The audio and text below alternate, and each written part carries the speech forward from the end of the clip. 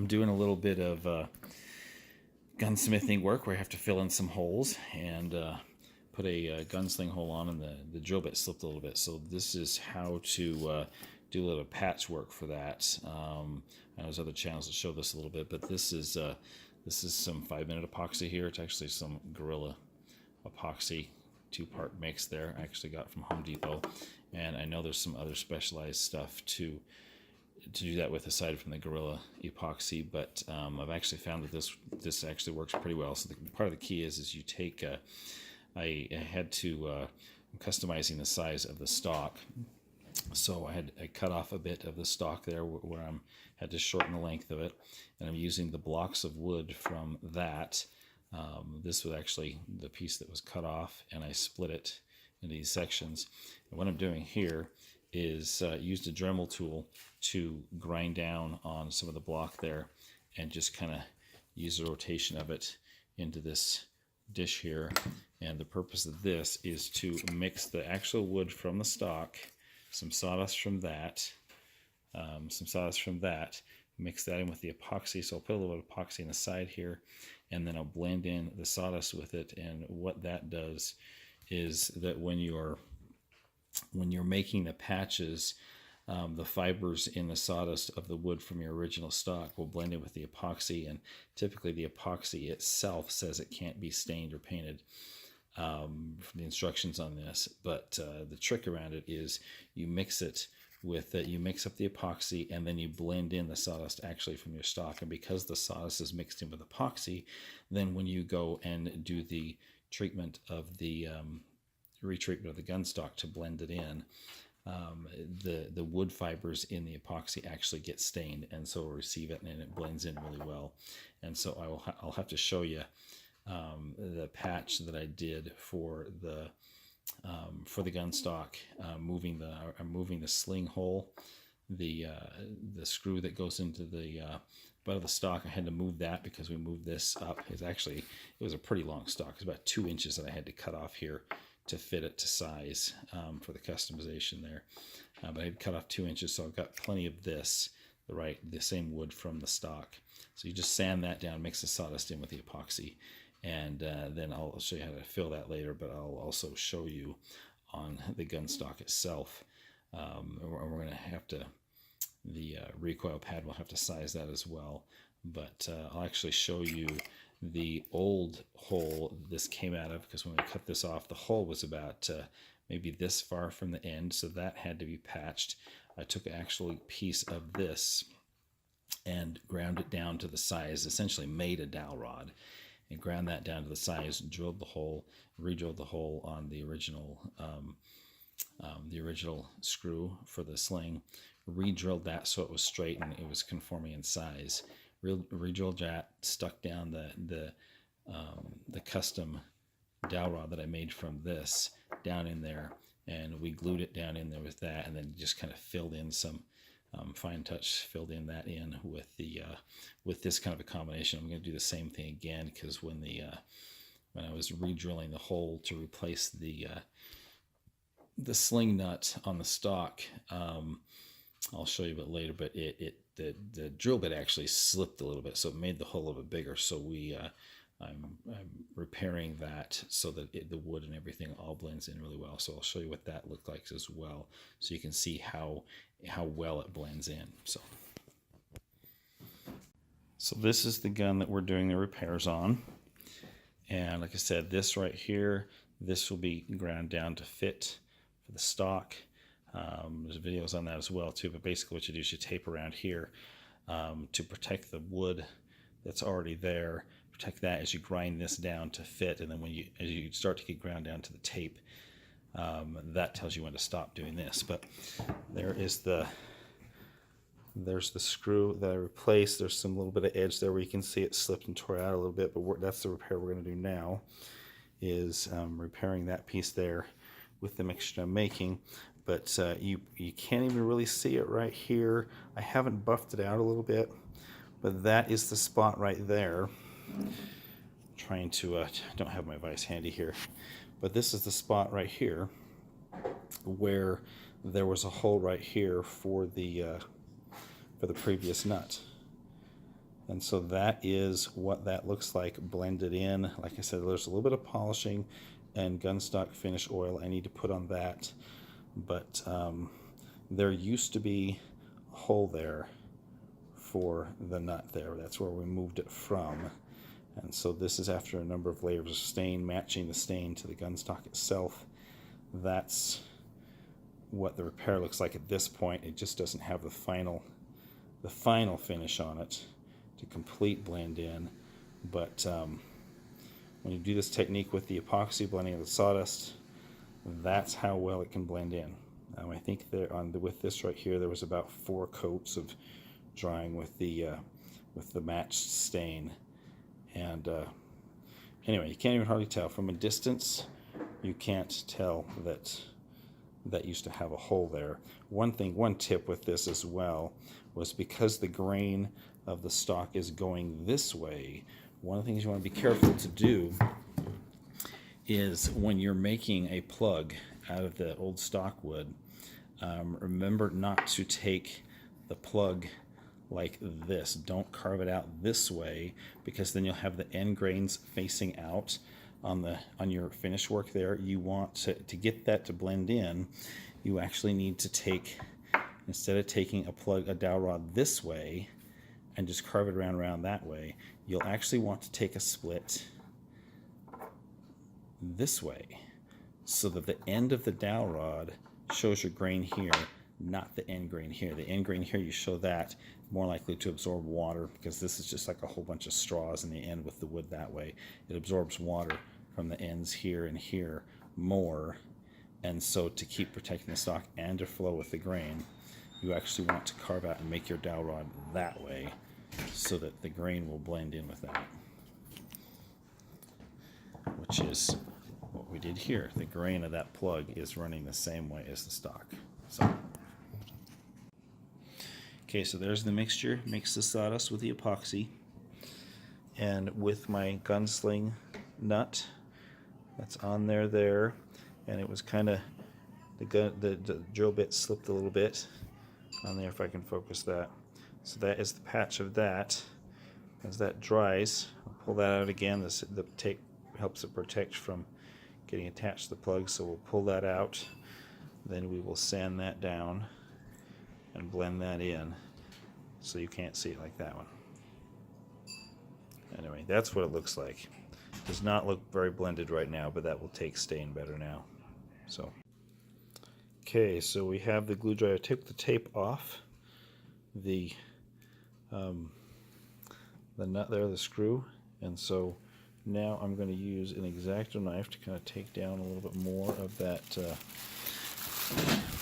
Put a bag here to catch when I'm doing some sanding and stuff. But I'm going to trim this off down around here so much, and then I'm going to use just lightly a little bit of a Dremel tool to bring that down more, and then we'll go into a finer sand job to smooth that out.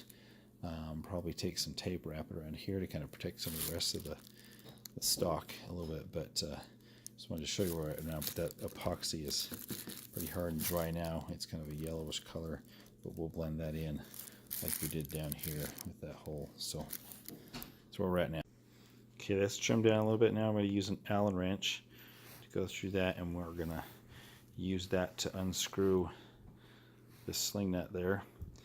And yeah, that's what next. Okay, you can see how that, running that out where that had slipped a little bit, and the tape is still in it to make it so it didn't just glue to that nut. So now we're going to finish trimming down the epoxy, get that down a little bit more level, and we'll sand it a little bit. Go to there. Okay, this is after the initial X-Acto knife, cleaning that out there, trimming that up a little bit. That's the X-Acto knife I use, just really slow and steady to start to get that focus. Start to smooth that out. That's how close it is so far.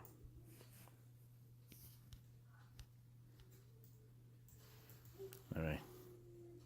Next step, starting to a little bit of really light Dremel sanding, but then sanding. Okay, so we are trimmed and sanded. 220 grit sandpaper to smooth that out. That blends in really well now. I get my phone to focus here.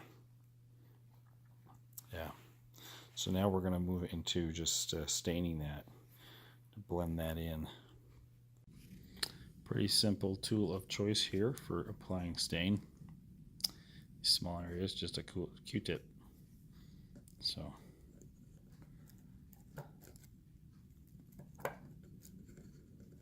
if I get the lid off with one hand.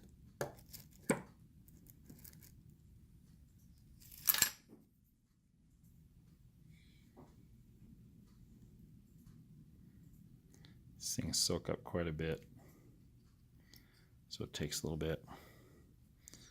And then we're just touching that on there. Start blending that. It's okay to bleed into some of the other area because it will help blend it. So just touch that stuff on there.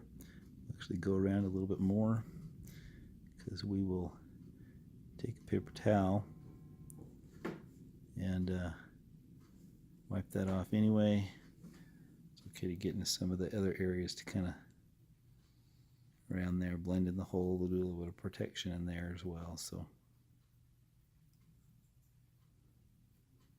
you can see that wood fiber already starting to take that. It seems a little bit light right now. Like I said, I had the other stuff I had to take. Oops, sorry. I had to take a couple coats. So that's where it is right now. Let that sit for just a minute and we'll do a wipe. Okay, you can see some of the overlap there where the stain kind of went over the top of the previous stain. Let's sit for a minute and we're just going to wipe that down. It already starts to blend that in.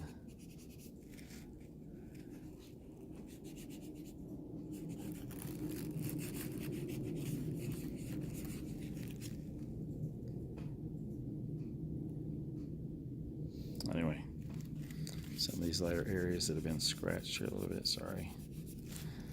Touch those up just lightly. Areas that have been scratched a little bit.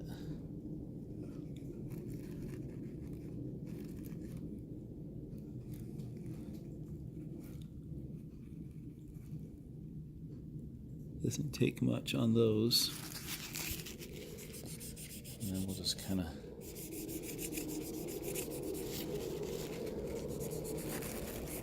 got some jets flying outside tonight. The local military base. We're just kind of blending in some of that stain there to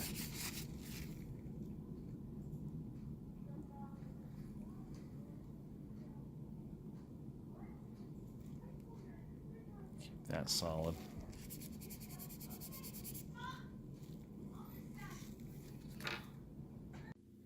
Okay, so a little bit of update here. This is where we're at.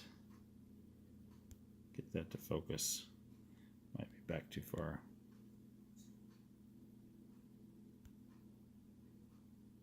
This is where we're at with the blending in of that. I just put the baggie down here, by the way, just to catch the dust and debris as it falls, but that is starting to blend in already.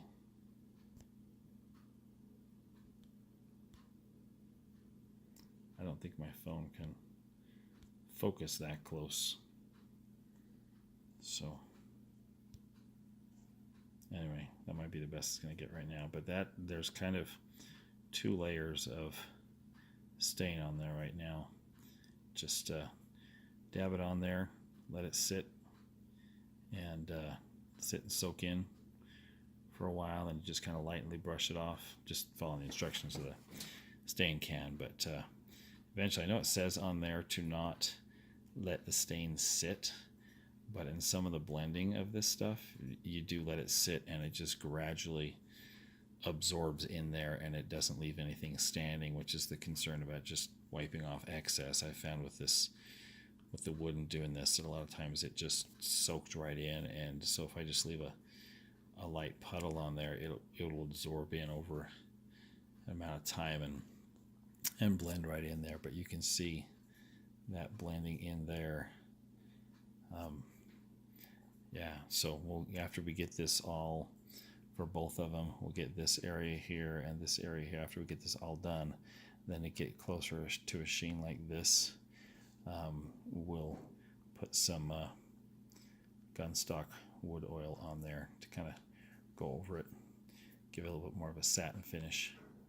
So anyway, that's where we're at right now. If I can focus here. Okay, so this is the stains finish. It's been drying, set up here, so got it mostly blended in. We're going to go over it now, and this is the lighter area here. Is a little bit more, needs some gun oil, but that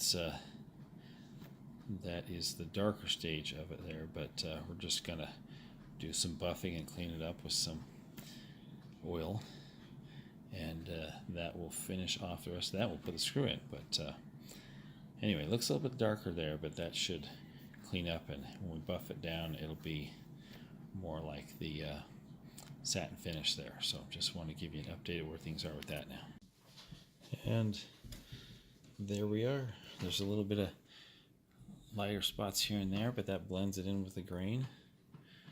So anyway, that's the finished thing. We're going to be trimming this off flush there, but just wanted to show you that finished stuff there after I oiled it down and blended it in there. So it blends in pretty well with the rest of the stalks there. So anyway, that's how you do it. In terms of cutting your stalk down, this is, if you have to do that, this is the blade that I recommend. It's the Diablo. Now I have a 10-inch saw. If you have a 20-inch, or I think it's a 15-inch blade, if you have a blade larger than the 10-inch, then if you have the right size, I believe the tooth count on that, like a 12-inch blade, the tooth count will be 100. You don't want to go any lower than 90, or excuse me, any lower than 80. Ideally 90 to 100, but if you're doing 90, try to do it on a 10-inch saw. If you have a 12-inch saw and you're doing 90, the tooth count is going to be low enough to where you won't get a fine finish. When you cut off a stalk, you need to have a really fine finish for the blade, so it blends in really well, and it cuts way down on the finish work you do on the end of your stalk. So this blade right here is the one I'd recommend using. The finish grade on it, when you cut, when I cut off the stalks to size them, with this blade here, I don't have to sand down the stalk again. You want to go slow. Don't go fast with this, because any blade going too fast can splinter out. But if you go slow, take your time. Don't go so slow that you're burning the wood. But for a 10-inch blade, a 90-tooth saw in this Diablo thing, it's a fantastic saw using for cutting down the stalk without having to fish it. It gives an equivalent finish of an 800 grit sandpaper. And that's on the end of the stalk there, where you're not going to see the finish anyway. But then it's a very fine finish, very finished look on the gun, to where you can't tell that it has been cut down if you do it right. But this is what I would recommend. For the 10-inch saw, be sure to get at least a 90-tooth blade. I think this blade cost me about somewhere in the neighborhood of $60 to $80. I think it may have been more like $80 for this blade, but you won't regret this blade. This blade does a fantastic job at cutting down stock work, like reducing the length of the stock. So wanted to point this out as we're doing some of the gun repairs. So anyway, I hope that helped.